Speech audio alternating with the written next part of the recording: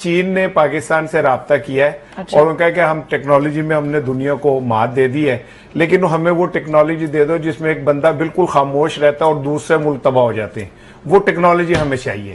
नज़ीर इसार राना ने ये बात तंज में कही है, मजाक में कही है, लेकिन ये बात हकीकत है। अगर नवाज शरीफ ने ये जंग जीती है, नवाज शरीफ ने प्लानिंग की है और इसका सारा क्रेडिट नवाज शरीफ को जा रहा है, तो फिर वाकई ये सवाल बनता है कि नवाज शरीफ एक लफ्ज बोले बगैर जंग कैसे जीत गए। ये टेक्नोलॉजी कौन सी है कि नवाज शरीफ ने एक बयान तक नहीं दिया, यहाँ तक नहीं कहा कि वो इंडिया के खिलाफ कुछ सोच भी रहे हैं और जंग भी जीत गए और जंग प्लान भी कर ली। दूसरी जानब न्यूयॉर्क टाइम ने कुछ इंकशाफात किए और इमेजेस के साथ की हैं। न्यूयॉर्क टाइम का कहना है कि पाकिस्तान और इंडिया दोनों जिस कदर ज्यादा तबाही का क्लेम कर रहे हैं, ये दोनों एग्जेजरेट कर रहे हैं, यानी दोनों इस चीज को बढ़ा चढ़ा के बयान कर रहे हैं। हकीकत में इतना नुकसान नहीं हुआ जो कि दोनों कंट्रीज की जानिब से कहा जा रहा है। इसके ऊपर शहबाज गिल की एक गुफ्तगू हम आपके साथ शेयर करते हैं। न्यूयॉर्क टाइम्स ने भांडा फोड़ा है। न्यूयॉर्क टाइम्स ने अब तस्वीरों के साथ और सबूतों के साथ एक आर्टिकल शाया किया है जिसमें उन्होंने कहा है कि जब हम सैटेलाइट इमेज देखते हैं तो हमें यह पता चलता है कि इंडिया और पाकिस्तान दोनों एग्जैजुरेशन कर रहे हैं। इतना नुकसान हुआ नहीं जितना इन दोनों ने रौला डाला हुआ। कहने का मतलब यह है कि जितना